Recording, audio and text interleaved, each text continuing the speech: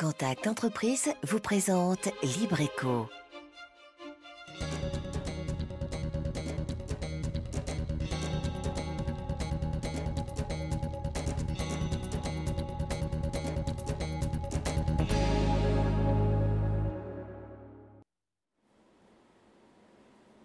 Salut à tous, c'est Libreco. Comme chaque mercredi, on se retrouve pour découvrir une entreprise de Lille, aller à la rencontre de ceux et celles qui la font vivre. Voici donc le sommaire de ce soir. Gros plan sur un monde particulier, pourtant bien présent au moins une fois dans notre vie, l'univers des laboratoires comme véritable entreprise avec ses tourmentes du moment. Biolab, c'est un groupement de laboratoires, mais surtout un réseau de proximité. Pourtant aujourd'hui, c'est toute une profession qui est plongée dans un certain malaise. Sans oublier le bon plan de la semaine, les chiffres et données économiques de Lille. Vous êtes prêts? Nous aussi, Libreco, c'est parti! Prise de sang, analyse, chacun d'entre nous a un jour franchi la porte d'un laboratoire. Ces structures jouent un rôle déterminant dans tout acte médical, mais ce que l'on oublie souvent, c'est que ce sont de véritables entreprises, des entreprises aujourd'hui dans la tourmente face aux réformes qui secouent la santé publique. Anne-Sophie Bélanger avec François Brigitte et Mathias Delève. À tous les âges, chacun y passe, la prise de sang. Céline est venue pour un petit check-up. Attention, on pique. Je viens quasiment deux ou trois fois à l'année me faire piquer pour un bilan annuel, histoire de savoir si tout va bien, parce qu'on n'est jamais à l'abri de... Souvent on pense qu'on va bien, que tout est parfait, et puis non, il y a toujours une petite chose cachée qu'on ne sait pas. Elle m'a bien piqué ce matin. En général, elle pique bien ici. Je suis comme une habituée. Même pas mal, pourtant le geste n'est pas anodin. Entre ces murs, 75% des diagnostics sont réalisés. Nous sommes au cœur de Biolab, laboratoire d'analyse médicale du Lorrain, une commune d'à peine 7500 habitants, pourtant une plateforme qui exploite les mêmes techniques et les mêmes outils que n'importe quel laboratoire parisien. C'est d'ailleurs ici que sont traitées des analyses issues de toute la Martinique. Ce qui est recherché, en fait, c'est tout ce qui est marqueurs tumoraux, sérologie, en fait, HIV, HTLV, hépatite C, hépatite B, toutes les hépatites. Les marqueurs cardiaques. On a aussi tout ce qui est hormonaux. Tous les laboratoires nous envoient toute cette partie. Toute la partie biochimie, en fait, toute la partie qui me concerne, les sérologies, c'est traité ici. Un secteur où l'erreur est impensable. Depuis des années, Biolab est engagé dans une démarche de qualité, mais aujourd'hui, les réunions de personnel sont particulièrement suivies. À l'ordre du jour, en effet, une nouvelle norme. Donc une réunion d'abord pour faire un petit point synthétique sur nos contrôles de qualité, le suivi de nos contrôles de qualité internes et externes. Un petit point sur la démarche d'accréditation 15189. À l'horizon 2016, les laboratoires devront en effet présenter une nouvelle accréditation. Le fait d'être laboratoire multisite oblige, la démarche devient complexe dans la mesure où les sites doivent se mettre en harmonisation sur le plan du fonctionnement, sur le plan des procédures. C'est un coût. Mais aussi, il y aura des coûts d'équipement à mettre à niveau, des coûts de locaux à aussi, rénover, à mettre à niveau de l'accréditation qui a ses exigences. Des coûts, car sous la blouse du biologiste médical se cache aussi un chef d'entreprise. Ces professionnels de santé ont en effet des charges très importantes, des automates dernière technologie, du personnel qualifié et désormais l'effort d'accréditation. Or, en 8 ans, la sécurité sociale vient de baisser pour la 7e fois sa tarification. Le secteur des laboratoires est en pleine restructuration, une situation qui les conduit à se regrouper. On nous prescrit de grossir, de devenir des laboratoires multisites, de façon à faire des économies d'échelle dans la production, c'est-à-dire d'automatiser tout, de réduire les coûts pour permettre la baisse de la nomenclature, c'est-à-dire le coût facturé à la sécurité sociale. Très bien, mais il faut un temps pour la restructuration. Et là, les baisses de nomenclature vont beaucoup plus vite que le temps nécessaire pour la restructuration. Une situation dénoncée par l'ensemble de la profession. Mais en Martinique, la réforme prend une résonance particulière. En effet, les frais d'approche, comme par exemple le fret, l'octroi de mer, sont déjà beaucoup plus élevés. Mais surtout, les frais d'accréditation exploseront avec la distance. Difficile, même en s'unissant, de supporter ces nouvelles charges. En métropole, il y a des laboratoires qui sont constitués de 30-40 sites alors que nous sommes dans un petit territoire où il y a 26 sites de laboratoires. S'il y a au maximum 3 groupements, ça sera à peu près entre 7 et 8 laboratoires 7-8 sites par laboratoire. Et donc vous voyez que l'échelle est tout à fait différente et que les frais de structure sont quand même plus élevés quand on est plus petit par rapport à lorsqu'on est beaucoup plus gros. La survie de cette multitude de petits laboratoires enracinés dans les communes, c'est pourtant un enjeu capital. Que partout à travers la Martinique, l'offre de soins soit la même pour tous, une survie qui est aujourd'hui menacée. Et c'est pour évoquer toutes ces problématiques que nous recevons M. Christian Raffa ce soir. Bonsoir. Bonsoir. Et merci d'être avec nous. Vous êtes donc directeur exécutif de Biolab et vice-président de l'Union des biologistes de Martinique. Alors, avant tout, peut-être qu'il est intéressant de rappeler les principaux actes que l'on peut réaliser dans un laboratoire, quel qu'il soit. Avant toute chose, une petite rectification. Sur le site du Lorrain dont il est question à un moment donné, nous ne faisons pas des analyses pour toute la Martinique, mais pour une dizaine de sites dans le cadre d'un ancien système qui passait par des contrats de collaboration interlaboratoires et donc un plateau technique qui pouvait, disons, concentrer des analyses à coût de revient élevé pour permettre un meilleur amortissement et que tout le monde puisse... C'était des laboratoires du Nord et essentiellement du Centre. Voilà, je voulais quand même le... Oui, c'est important, précision importante. Alors, donc sur les principaux actes, finalement, que l'on peut réaliser dans un laboratoire. On parle toujours de prise de sang, mais il n'y a pas que ça. Il y a aussi des prélèvements de bactériologie pour détecter toutes sortes d'infections possibles, des infections vaginales, par exemple, des plaies, des problèmes d'infection au niveau de ORL, par exemple, des prélèvements, des échantillons de sel à la recherche de parasites qui existent encore en Martinique. Il n'y en a plus beaucoup, Dieu merci. Et puis voilà, donc à partir de là, tous les domaines d'activité du laboratoire reposent en gros dans 5 chapitres. La biochimie, tout ce qui est cholestérol, glycémie pour les diabétiques, pour l'hématologie, à la recherche d'anomalies du sang, ça peut être de l'infection jusqu'à la leucémie par exemple.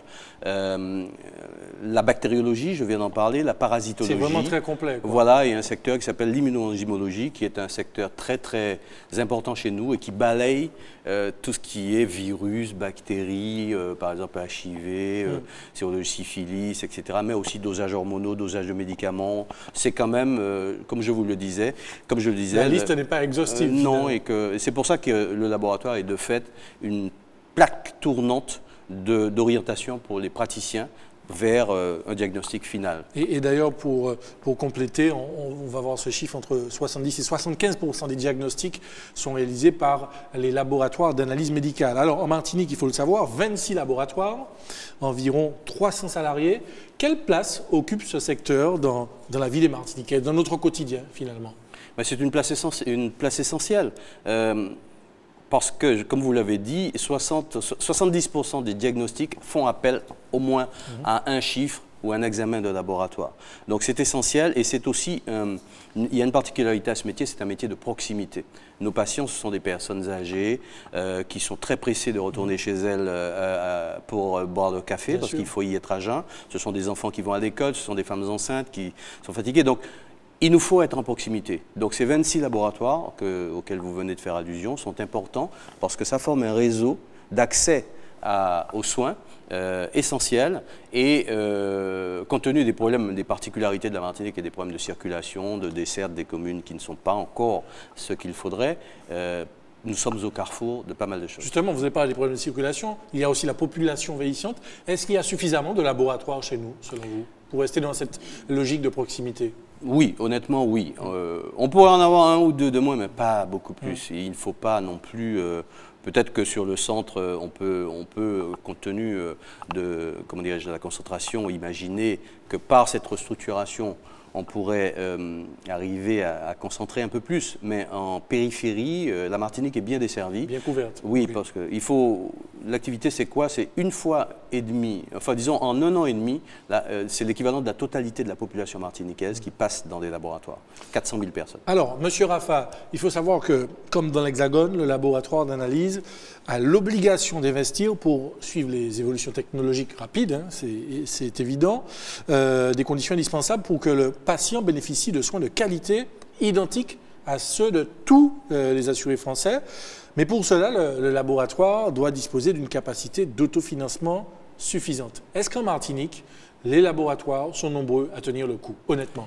Jusqu'à maintenant, oui. Mais avec l'accélération du processus de restructuration qui est le nouveau texte national, le problème se pose. Et notre échelle, Madame Montserrat-Gros y faisait allusion tout à l'heure, les représentants d'un syndicat national, et nous nous battons pour faire en sorte qu'on nous laisse le temps de cette restructuration. Elle va trop vite. On veut l'argent du beurre avant qu'on ait fabriqué le beurre. C'est-à-dire que la Sécu baisse à toute vitesse la nomenclature, le coût des examens pour récupérer des gains de productivité qui ne sont pas encore faits. Ce que je veux dire par là, c'est qu'il faut quand même tenir compte des ressources humaines. Dans un pays où il y a autant de chômeurs et en général des jeunes, nous ne pouvons pas imaginer que l'on puisse faire des plans sociaux pour dégager ces gains qui sont demandés de façon trop précipitée. Il nous faut aussi investir, continuer à investir, parce que comme j'ai l'usage de dire, il n'y a pas de raison qu'un Martiniquais ait des analyses de moins bonne qualité qu'en région parisienne ou aux États-Unis. Nous avons la même qualité parce que la santé est exigeante. Ça, c'est du zéro défaut. Une affirmation importante. C'est du zéro défaut. Nous n'avons pas droit à l'erreur. Donc, à partir de là, ça demande des capacités d'investissement, des capacités de renouvellement des machines constantes. Là, avec l'accréditation, il nous faudra mettre à niveau les locaux, il nous faudra faire des... Il y a des coûts permanents. Alors, il y a des coûts permanents. Alors, justement, ça tombe bien. J'aimerais qu'on évoque ce chiffre concernant le ratio des coûts. Il s'agit des matières premières et approvisionnement. Quand dans l'Hexagone, on est entre 14 et 15%, chez nous, c'est 20 à 22%. Nous sommes dans la problématique de la vie chère. Mais bon, c'est aussi donc les coûts d'approche, les coûts l'éloignement, la restriction en matière de choix aussi. C'est-à-dire que la concurrence, elle est beaucoup moins forte en Martinique. Nous n'avons pas accès à toutes les technologies de nos confrères de métropole. Et c'est là que l'échelle économique est importante. C'est-à-dire que ce qui est en train de se passer au niveau national, les laboratoires se regroupent, forment des nouvelles sociétés de 30, 40, 50 laboratoires qui existaient avant. Et nous ne pourrons pas, par un jeu de règlement, nous ne pourrons pas dépasser 10. 10 laboratoires, 12 maximum. Donc nous n'avons pas la taille économique de nos confrères de métropole et les coûts qui vont s'additionner à ces surcoûts existants risquent d'amener à une situation délicate. Et c'est d'ailleurs, je vais un petit peu rapidement à l'actualité, le texte est en train d'être amendé au Sénat et par exemple pour Saint-Martin, Saint-Barthélemy, où il y a un laboratoire à Saint-Barthélemy, 2 à Saint-Martin, 1 à Saint-Pierre-et-Miquelon, il est déjà prévu de déroger au principe de l'accréditation, ce qui prouve par là même qu'on peut faire de la qualité sans accréditation. Parce que je n'ose pas croire qu'on autoriserait ces laboratoires à fonctionner s'ils ne faisaient pas de la qualité. Voilà. Alors, un mot encore avant de découvrir le prochain reportage concernant l'aspect fiscal et l'aspect social du fonctionnement de vos entreprises, puisque c'est bien ce dont il s'agit. Les laboratoires d'analyse médicale sont des entreprises soumises aux mêmes obligations fiscales et sociales que les sociétés commerciales et industrielles. Qu'est-ce qui pèse le plus lourd dans la gestion de laboratoire, d'une entreprise comme la vôtre finalement? Les ressources humaines, avant toute chose, avant les investissements et les coûts des matières premières, il y a des ressources humaines qui sont très qualifiées. Ce sont des techniciens de laboratoire, préleveurs, qui sont à Bac+2. Ce sont des secrétaires que nous mettons beaucoup de temps à former. C'est un secrétariat très spécialisé. Avant d'avoir une secrétaire compétente, il faut compter 1 an d'expérience. Donc ce sont des personnes qu'il faut payer et qui sont utiles. Donc à partir de là, on a des coûts de fonctionnement qui sont incompressibles. Eh bien, c'est ce que l'on va voir dans le prochain reportage. Biolab, c'est un groupement de laboratoires, mais c'est surtout un réseau de proximité enraciné dans les communes de Martinique. Des biologistes, des secrétaires médicales qui ont intégré le facteur humain dans l'exercice de leur métier. Pourtant, aujourd'hui, c'est toute une profession qui est plongée dans un certain malaise. Regardez. En franchissant cette ligne jaune, les patients sont parfois vulnérables. Georges est bien placé pour le savoir, mais il sait aussi qu'ici, il peut trouver une oreille attentive. Une parole serait ça parce que moi j'étais dans de mauvaises passes, vraiment, moralement. Parce que ma femme est très grave dans la vie. Je ne vais pas dire le nom, mais c'est vraiment aidé. Elles sont très, très, très gentilles. Ce contact humain, c'est ce qui a fait la richesse du métier de Gladys, secrétaire médicale. Je les conçois pas comme un numéro, quoi, puisque je les vois assez souvent. Donc on se rencontre dans les rues, on se parle. Donc c'est important de savoir qu'ils sont contents de notre accueil et qu'ils ont envie de revenir au labo. Même des gens qui passent nous dire bonjour sans pour cela venir faire des analyses. Il y a des personnes qui nous ramènent des choses sans faire des prises de sang. Donc c'est intéressant de voir qu'ils sont contents. Des laboratoires de proximité qui remplissent un rôle capital dans l'accès aux soins pour tous. Pourtant, aujourd'hui, les visages sont fermés, les regards inquiets. En effet, la nouvelle réforme menacerait 60 emplois en Martinique. Christelle, elle, n'aura rien à craindre. Biologiste médicale, ses compétences sont trop recherchées. Reste que c'est un certain malaise qui affecte sa génération. On perd un petit peu de motivation dans le contexte actuel parce que moi j'ai fait ce métier par vocation, parce que j'adorais ça. Et là, vu le contexte actuel, on démotive les jeunes tout simplement parce que dans un premier temps, les jeunes ont de plus de mal à être propriétaires de leur outil de travail. On nous oblige quasiment à être des salariés. Une situation qui a un impact direct, le vieillissement de la profession. Aujourd'hui, 54% des biologistes directeurs de laboratoire ont plus de 58 ans.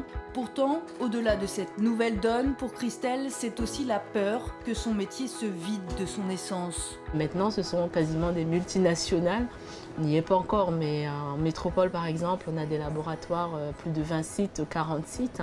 Donc ça devient de très très grosses structures où on perd un petit peu de l'humain. Et nous ne voulons pas de ça, c'est-à-dire que pour moi, un tube de sang, une boîte de pétri, c'est un patient derrière. C'est pas uniquement un codabar. Un métier dont le visage serait alors défiguré. Alors, Monsieur Raffa, on l'a vu, hein, on va le découvrir en chiffres, 54% des biologistes directeurs de laboratoire sont âgés de plus de 58 ans et près de 30% ont plus de 65 ans. Concrètement, est-ce que la relève est assurée? Actuellement, non. C'est très clair. Le risque qu'il y a aussi pour la proximité, c'est celui-là, c'est-à-dire que s'il n'y a personne pour reprendre certains laboratoires, les biologistes partiront en retraite en fermant la porte. C'est extrêmement grave et préoccupant. Ça veut dire moins de laboratoires à terme. Voilà, et moins de laboratoires de proximité, entre autres. Si nous devons arriver à un système à l'allemande, c'est-à-dire d'avoir un système de concentration au niveau Fort-de-France ou autre, et laisser les patients au bord de la route, vous avez vu que les patients apprécient extrêmement cette proximité, cette prise en charge humaine. Là, c'est un choix de société qu'il faudrait faire. Et le problème qui a été abordé par Christelle Thévenin, qui est une jeune biologiste, qui nous a permis justement de reprendre le laboratoire de Sainte-Marie, dont la propriétaire est partie en retraite, est un problème essentiel. Ça participe de la capacité d'autofinancement parce que ces jeunes doivent reprendre des participations dans ces structures et il faut qu'ils remboursent la banque. Si la structure n'est plus rentable, la banque ne va pas les suivre. Forcément. Donc, voilà. Donc Christelle, par exemple, c'est quelqu'un de précieux pour nous parce qu'elle n'est pas martiniquaise à l'origine. Elle a accepté de venir en Martinique parce que les ressources en termes de biologie sont rares et donc c'est quelqu'un qu'il nous faut absolument garder. C'est un exemple. Mais très qualifié, des employés techniques très qualifiés. Honnêtement, aujourd'hui, n'est pas employé de laboratoire qui veut. Ça n'est pas une employée à proprement parler, c'est une biologiste. Couramment, on désigne sous ce terme quelqu'un qui est un pharmacien ou un médecin qui a fait une spécialité par-delà, qui est aussi, donc qui a fait bac plus 9, peut-être 10, qui est spécialisé comme un ORL, comme un ophtalmo, comme un chirurgien. Ce sont des études qui sont très longues. Donc pour ceux et celles qui nous regardent ce soir, on ne se réveille pas un matin en se disant je serai technicien de laboratoire demain. C'est un là, il ne faut pas confondre. Elle est... De manière générale, je parle. Elle est biologiste, donc pharmacienne, biologiste, associée, elle est ancienne interne des hôpitaux. Il y a aussi des techniciens de laboratoire qui sont des personnes à bac plus 2, comme je vous l'ai dit. Donc le technicien, bon, c'est quelqu'un qui va faire un DUT, un BTS ou autre voie de formation. Elle, voilà. Donc à partir de là, vous comprenez qu'il nous faut préserver pendant ce temps de restructuration, la rentabilité des laboratoires. Si nous ne voulons pas ensuite arriver à un stade où nous allons devoir aller demander des subventions à la région pour continuer à fonctionner, je pense qu'il faut y faire attention. Voilà, donc c'est des conditions de reprise de ces laboratoires, c'est des conditions qui nous permettent d'investir de supporter ces coûts d'accréditation si on ne nous donne pas une dérogation. Et c'est la possibilité de permettre à ces ressources humaines, d'accompagner ces ressources humaines que nous avons en place, non pas vers comment ça s'appelle, à l'ANPE, enfin bon, ex-ANPE, pour l'emploi, mais vers peut-être une transition douce vers la retraite. Parce que ce que nous demande l'État, il faut bien qu'il en prenne la responsabilité, c'est la réduction des coûts. Et la réduction des coûts passe par, malheureusement, la concentration et la contraction de l'emploi. Mais il ne faut pas que cette contraction de l'emploi soit violente et laisse non plus les employés au bord de la route. Donc il nous faut absolument prendre en compte tout cela. En clair, M. Raffa, aujourd'hui, en fait, c'est un véritable défi qui se présente à vous, hein, celui de la pérennité du service rendu aux patients. Cela passe par quoi? Cela passe par quoi, en résumé? Mais je crois qu'il faut que le gouvernement nous entende. Il ne faut pas qu'il soit prescripteur simplement de gains de productivité et prescripteur en même temps d'augmentation des charges, ce qui va nous amener dans une situation où ça va être très néfaste pour les ressources humaines. Comme le disait Christelle, ce n'est pas elle qui est en danger, ce sont des ressources humaines que nous avons. C'est la qualité des soins et la proximité qu'il faut. Alors donc ce que nous demandons, trois choses toutes simples. Hein. Soit effectivement on reconnaît que nous pouvons faire de la qualité autrement que par l'accréditation qui est extrêmement chère et surdimensionnée, et à ce moment-là, ça va nous permettre de passer le cap. Nous demandons également qu'on soit reconnu comme de véritables entreprises et qu'on puisse bénéficier. C'est une opportunité, simplement qu'on essaye de faire prendre en compte de la zone franche globale qui existe en Martinique, pour nous permettre, pendant sa durée encore, comment dirais-je, c'est la durée déterminée. Ça pourrait être une belle coïncidence qui nous permettrait de passer ce cap, cette transition en douceur pour arriver à ce que le gouvernement veut, c'est qu'en fait les dépenses de santé soient réduites. Mais pour l'instant, cette responsabilité-là n'est pas assumée. On nous fait une restructuration au forceps sans assumer ensuite ce qui va se passer. En tout cas, il y a beaucoup de choses à dire autour de ces problématiques, évidemment. Vous restez avec nous, on va vous retrouver tout à l'heure, M. Raffa. On découvre tout de suite le chiffre de la semaine, 394 173 habitants. C'est la population que comptait la Martinique au 1er janvier 2010. Détails et analyse. Au 1er janvier 2010, la Martinique compte 394 173 habitants. Depuis 1999, date du dernier recensement général de la population martiniquaise, elle a augmenté de 12 746 habitants. Ceci correspond à une faible augmentation annuelle moyenne de 0,3%. Deux raisons à cela, une baisse importante et régulière de la natalité depuis plus de 30 ans et une forte émigration de travail. Les différentes zones géographiques de la Martinique ont des dynamiques démographiques différentes. Le Nord Atlantique est le grand perdant, moins 8,7% entre 1999 et 2010. Le Nord Caraïbe croît très légèrement, grâce au Carbet et à Casse-Pilote. Le Sud Caraïbe est le plus dynamique, plus 18,7%, avec des pointes à plus de 50% pour le diamant et les trois îlets. Tout à fait autre chose à présent, un concept innovant, la découverte d'un porteur de projet. Comme chaque semaine, cap sur une initiative originale, c'est le bon plan de la semaine. Fêtard, carnavalier, toffeur, noceur, à vos armes, c'est la fête à la jambette. Bienvenue chez moi, Party Fiesta, toujours la fête. Un magasin pour toutes les fêtes, anniversaires, soirées à thème, chacun y trouve son compte. Je suis venue chercher quelques accessoires, puisqu'on aura une soirée à thème pour un anniversaire. Et en fait, on va lui faire une soirée années 30. Charleston, gangster. Donc je suis venue chercher quelques accessoires. Et pour une fois, miracle, les prix sont moins chers que dans l'Hexagone. C'est très intéressant parce que le film Cigarette, qui est à 2,98 €. Ma soeur l'avait vu là-bas en métropole à 5 €. Donc finalement, on va tout prendre ici. Les carnavaliers ne sont pas en reste. L'échéance s'approche à grands pas et on peut déjà prendre la température dans le magasin. J'ai trouvé 2-3 accessoires, un chapeau, une petite jupette pour une petite soirée en jaune et puis un costume sexy. Donc on verra ce que ça va donner pendant les jours gras en rajoutant 2-3 accessoires en espérant que ça va plaire. En ce moment, c'est le carnaval, donc c'est beaucoup le rayon déguisement qui fonctionne pas mal. Donc, et puis, on a beaucoup de ballons à l'hélium, parce qu'ici, on gonfle les ballons. Et puis, c'est sympa, un ballon à l'hélium, c'est beau, ça décore rapidement, c'est vivant, parce que ça bouge avec le vent. Non, ça met une petite ambiance assez facilement, finalement. Donc, les gens sont contents de ça. On a tout ce qui est pour anniversaire pour enfants, avec les piñatas, tous les jouets pour remplir les piñatas, et puis les thèmes avec Winnie l'ourson, Mickey, enfin toutes sortes de thèmes où on trouve tout, de l'assiette nappe aux petits jouets, aux bougies, et puis un peu plus d'articles plus adultes avec l'assiette, le verre, la nappe de la même couleur, mais plus sobre pour les fêtes d'adultes en fait. Un gérant qui ne se prend pas la tête, des petits prix et beaucoup de choix, ça sent bon la joie et la bonne humeur chez Party Fiesta, et vous y trouverez les premiers ingrédients d'une fête réussie. Bon, la chance qu'on a, c'est qu'on vend du bonheur. Donc les gens qui viennent chez nous, ils viennent avec le sourire, ils repartent avec le sourire parce qu'en général ils trouvent ce qu'ils veulent. J'ai la chance de faire un métier où les gens viennent dépenser leur argent chez moi avec le sourire, et ça c'est quand même pas mal.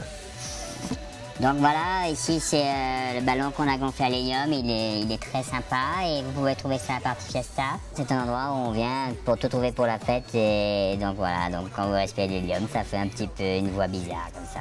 Bienvenue chez nous. Voilà.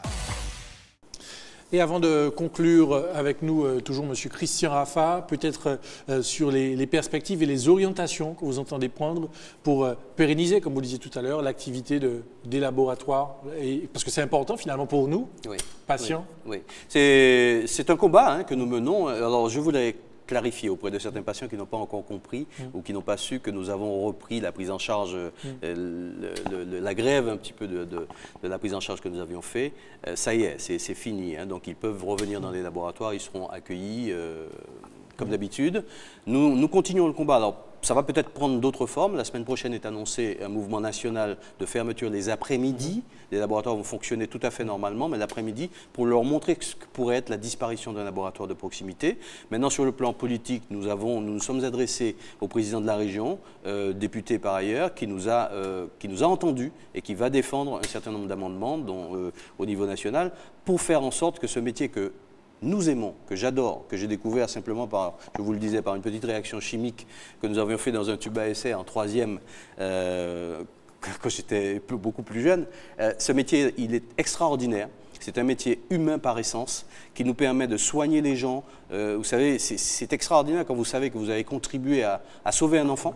Un samedi à 10h30 du matin, on vous amène un enfant qui peut-être en un week-end, parce qu'il a 6 mois, il pèse que quelques kilos, peut-être perdre la vie, et vous contribuez à l'orienter pour le faire prendre en charge à l'hôpital. Vous êtes heureux quand vous rentrez. Vous êtes fatigué, mais vous êtes heureux quand vous rentrez chez vous. Ce métier-là, nous l'aimons. Nous espérons que des jeunes vont s'y engager. Donc nous nous battons pour ça, au service des Martiniquais de façon générale, parce qu'il n'y a pas de raison que nous soyons moins bien soignés que quiconque dans ce pays qui s'appelle la France. Eh bien, on a bien compris l'importance de votre action. Merci en tout cas, M. Christian Raffa, d'être venu nous parler de tout ça. Et merci à vous. Et vous saluerez tous ceux et toutes celles qui œuvrent au quotidien dans les laboratoires. Merci à toute votre équipe, parce que ça a été extraordinaire de travailler avec vous. C'est quelque chose de très complexe que vous avez su, je crois, faire passer de façon assez simple, j'espère, pour le public. Eh bien, c'est parfait. Merci au nom de toute l'équipe. Libre Écho est quasiment terminé, mais juste avant, comme chaque semaine, l'actu Contact Entreprise. Le président de Contact Entreprise, Emmanuel de Rênal, est intervenu à l'école de la deuxième chance pour témoigner de son parcours auprès de ces jeunes ayant décroché du système scolaire et dépourvus de qualification professionnelle ou de diplôme. Et puis, dans le cadre de la convention établie avec l'Espérance Patronage Saint-Louis, qui a pour objectif d'accompagner l'insertion économique des jeunes par l'activité professionnelle et la découverte du monde de l'entreprise, des cadres et chefs d'entreprise membres de Contact Entreprise participeront jeudi 31 janvier à l'organisation de matinées d'information sur les métiers à destination des élèves de 3e et de ceux de l'établissement de réinsertion sociale de l'Espérance Patronage Saint-Louis. Libre Écho est maintenant terminé. On se retrouve la semaine prochaine, même heure, même antenne. En attendant, passez une excellente soirée sur ATV.